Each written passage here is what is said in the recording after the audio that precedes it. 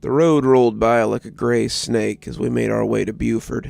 Grandpa sat placidly in the passenger seat, taking it all in as the trees whipped past, and the concrete beneath our tires became the only soundtrack. We only left the mountains around Kashmir for a few reasons, and today's doctor's appointment was one of them. Granddad had a checkup with a specialist to make sure that the cold he'd had earlier this year hadn't damaged his lungs, and I was hoping for a good prognosis. Grandpa seemed fine, but I'd noticed a continuous brittle cough sometimes, especially while he slept. He didn't let it slow him down, but at his age, it was definitely something to be watched. "I remember when a man's cough was his own business, and you didn't have to leave town for a little thing like that." Grandpa was a little grumpy about the whole thing. He saw no reason to go 3 towns and 2 hours up the road just so some doctor can use the same equipment that he has in his office. This fellow was a specialist too, he kept reminding me, and specialists always came at a premium. They would charge him an arm and a leg for something his doctor should have been able to do, and leave him a pauper at the end of his life. I reminded him often that he had Medicaid and didn't pay out of pocket for any of this, but that hardly seemed to help his mood. "Hell, I kept the same cough for most of 1944, and it never slowed me down." "Oh yeah," I said, remembering Grandpa's promise. "You said you'd tell me about the end of the war." Grandpa never looked away from the window, but I could see him smile in his reflection. "It's not as exciting as some of my other stories. You sure you want to hear it?" "Looks like we got some time to kill," I said with a shrug. "Well then, I guess it all started around June in 1946. It was warming up a bit, a real Alaskan summer, and the war had been over for a few months." As the asphalt sped by beneath us, I settled in for a story as the trees that crowded the highway began to resemble the pines and spruces of Grandpa's northern home in the summer of his young adulthood. "The war may have been over, but there was still a lot of cleanup to do. My platoon had gone overseas before the end of the war, but a few of us had stayed behind to keep watch. We were supposed to be watching for incursions by Japanese or Russians, but both fronts had been pretty quiet at the end of the war.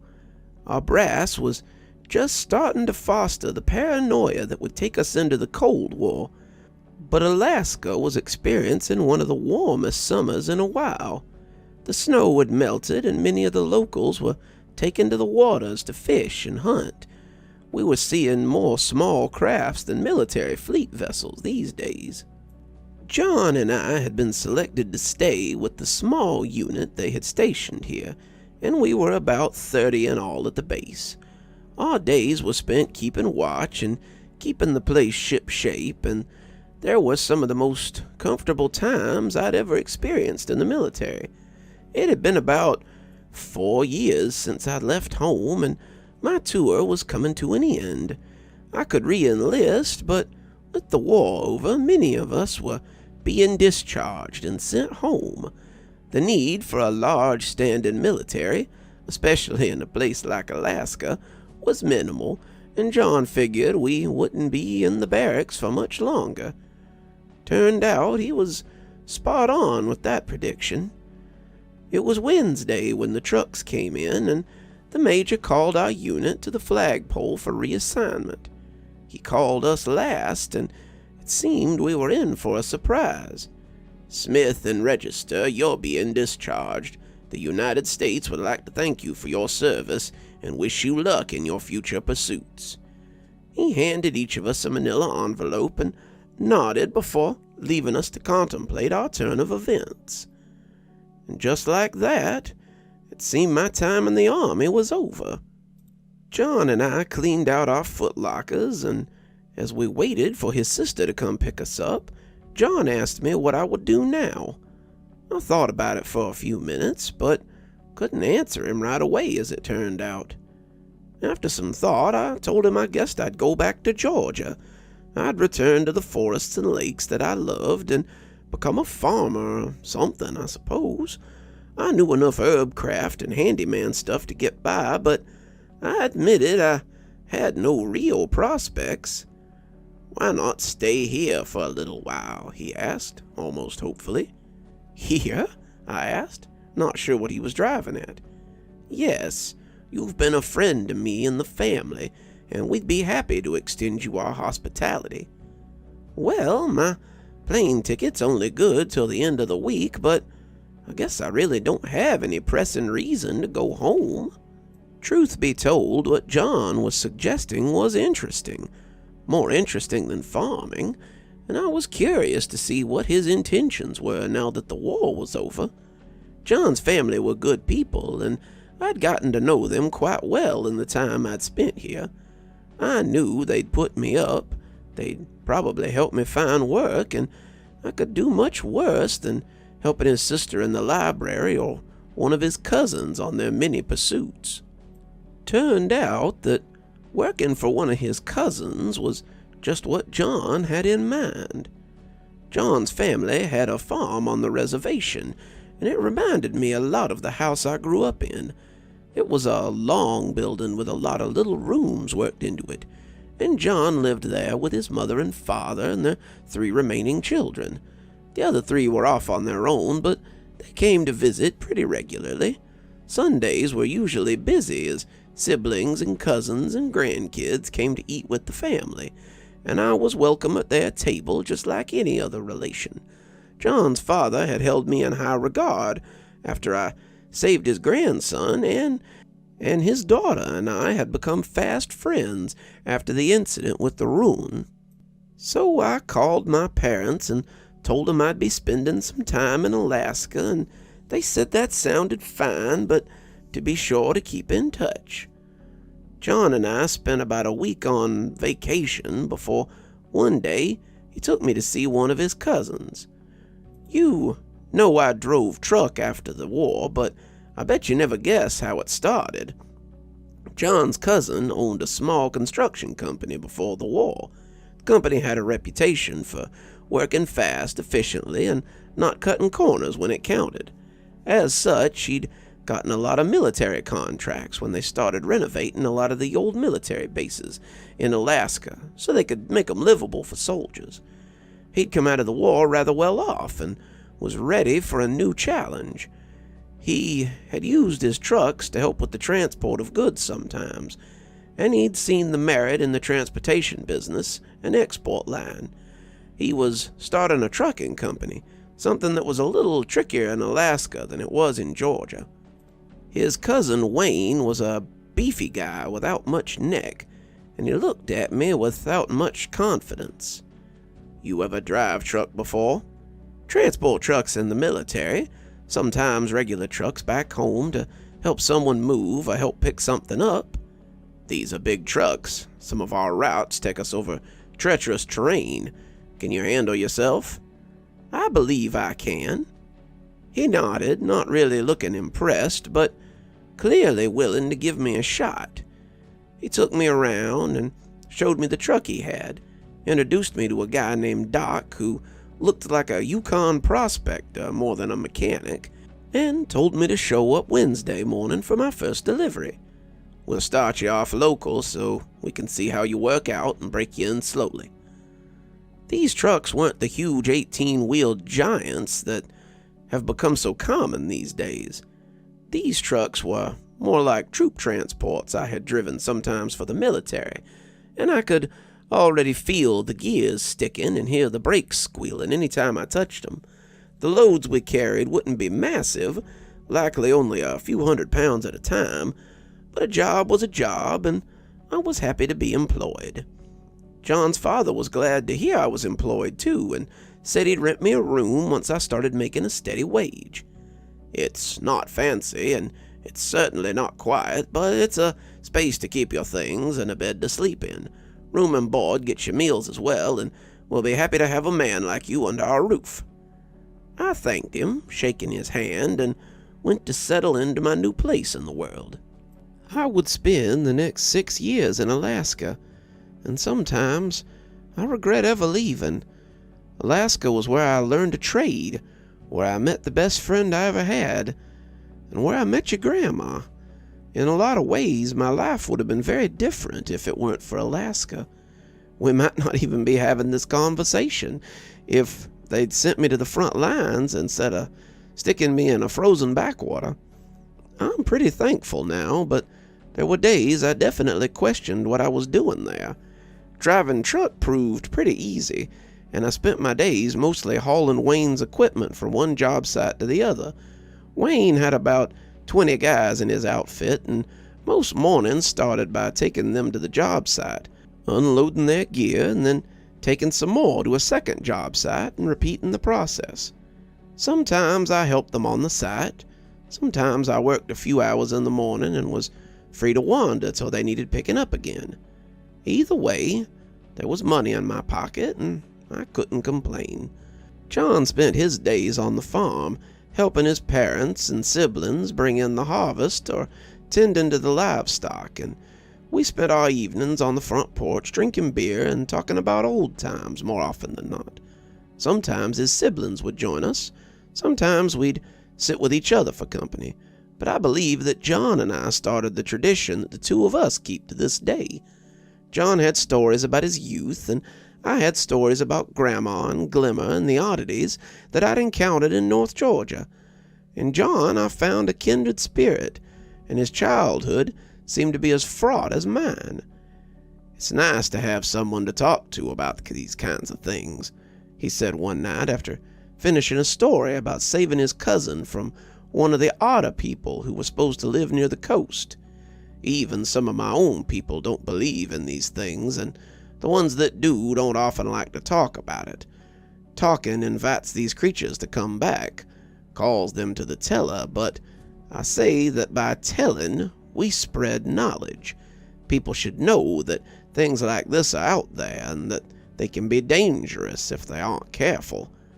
I agreed, never having looked at storytelling in such a way before. I'd been working with Wayne for about 3 months when he came to me with something more substantial than his usual shuttle service idea. "One of my drivers fell and broke his leg this morning. He can't take the delivery to Taylor that he usually runs for me. I need you to take the milk truck up there and get the old bottles to repackage at the Silpry Dairy. This is one of my biggest clients, and if we can't make the delivery, they'll be left with about 100 gallons of spoiled milk. I know it's a big ask, but do you think you can do it?" I assured him that I could, and when I hopped behind the wheel of the milk truck, it felt like stepping back into that Jeep I'd driven to Nome a couple of years ago. The clock was running, time was a factor, and though it wasn't as dire as medicine for the bedridden, it was still pretty important.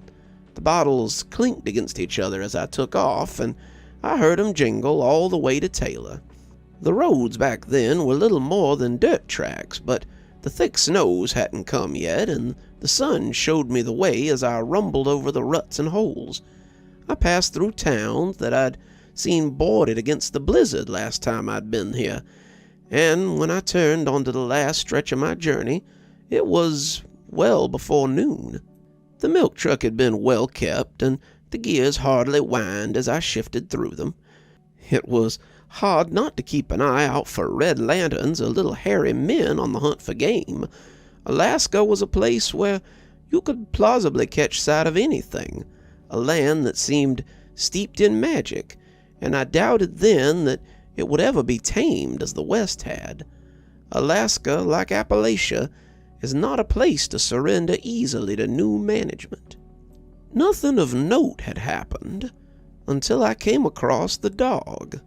He was a big old mutt. I had kind of thought he might be a wolf for a minute, but when he looked up at me, I could tell he was in a bad way. I pulled over to have a look, and it appeared that someone had run over his foot. He didn't have a collar, and I didn't see anyone nearby, so I put him in the back of the truck and figured I'd find him a spot in Taylor once I got there. His arrival proved to be lucky. I was about an hour out of Taylor when I found a tree across the road. We were coming through a valley, the hills high on either side, and I began to have thoughts about bandits or troublemakers.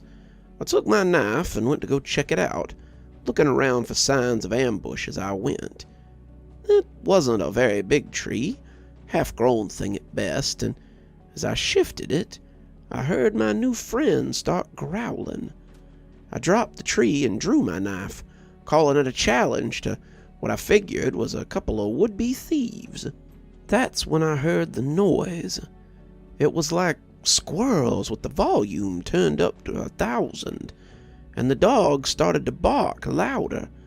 I heard the sound retreating back up the hills, and I got there in time to watch the scrub grass shaking and find my new friend panting happily, looking very pleased with himself. I shrugged and got the tree out of the way and was back on the road in no time. The milk was there early, as it happened. Earlier by far, said the man who received it. Guy who usually brings it says he has to stop and clear the road a few times on the way here. Looks like you got the whole shipment, too. Other fellas usually missing a couple of bottles. I snorted, petting the shaggy mutt and realizing that an ambush had indeed been intended.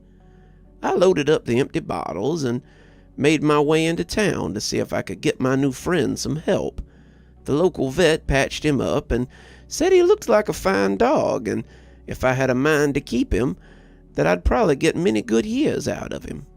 I decided that was just what I meant to do, and loaded up so I could get myself back to the depot. We didn't encounter any trouble on the way home, and I never found another obstacle of that nature on the road again. Not when we were doing the milk run, that was. I dropped off the empty bottles at the dairy on the way back, and the woman at the receiving bay was glad to have them. She had been worried when she heard that Rod broke his leg, but she said it was a surprise to see me rolling in before dark. When I asked why, she told me a similar story to the one I'd heard earlier. Ra has some trouble on the way almost every time. We thought he was just making it up as an excuse for losing milk, but I guess he was telling the truth. Hopefully they use you more often. I might be able to eat dinner before 8 o'clock since I can start washing so early. Wayne was waiting for me on the front porch of the depot when I got back, and he handed me a bottle of something as I walked up. I just got a call from Ephra at the dairy. She said she was impressed by your speed and would be glad to see you drive the route again. I took a sip from the bottle and discovered it was a dark brown ale, probably homemade. I may have underestimated you, and for that I'm sorry. If you can maintain that kind of work ethic, I think we can start getting you some better jobs and some better routes. We clinked our bottles together, and it was the start of a fruitful period for me. I drove the milk run twice a week. I ran mail to the distribution centers sometimes. I drove to Nome and Bethel and even Anchorage a few times to take one thing or another. Wayne hadn't sugarcoated it. The roads were often dangerous, but I was careful and rarely missed a deadline. I did have one stipulation if I was to drive for him, and that was that the dog be allowed to live at the depot and accompany me when I made runs. Wayne said he'd been looking for a good dog, and Scrap became a familiar face in my cab and around the shop. When I finally left Alaska, Wayne said he would write me a recommendation for any trucking outfit I wanted, and he was sorry to lose such a good driver. I had many adventures on the open tracks, and they all started with that first milk run from Willowbrook to Taylor. We had entered the outskirts of Beaufort as Grandpa wrapped up his story, and I looked at him appreciatively as we rumbled along.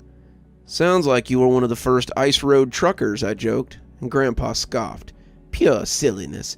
Most of those guys play it up for the network.